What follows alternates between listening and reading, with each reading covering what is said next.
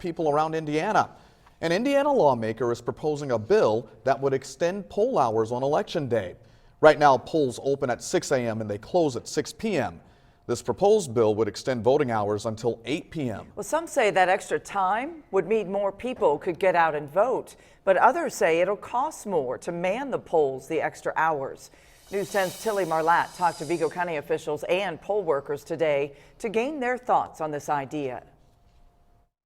Carol Nasser has been a poll worker in Vigo County for nearly 10 years. She's apprehensive about a proposed new bill in Indiana and what it could mean for poll workers. The proposal would extend voting hours on Election Day by 2 additional hours. Instead of it being a 12 or 13-hour day, it would turn into like a 15 or 16-hour day, and there's not a lot of people that can devote 15 or 16 hours a day on Election Day. Vigo County Clerk Brad Newman says this bill has pros and cons.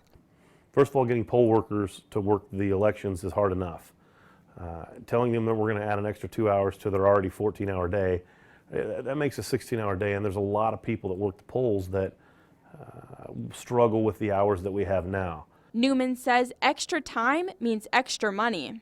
You're adding 2 more hours of pay to everybody's pay, and that in itself, we've been very financially responsible, and we try to continue that. I think there's some things that we need to sit down and talk about before this bill goes forward. I think funding is a huge thing that we have to talk about. But supporters of the bill believe this would boost voter turnout. Because people work long hours and have family responsibilities, they need more time to get to the polls. But more people would vote if they could go on Election Day. The bill is currently still being considered by Indiana lawmakers. We will continue to follow its progress. In Terre Haute, Tilly Marlatt, News 10.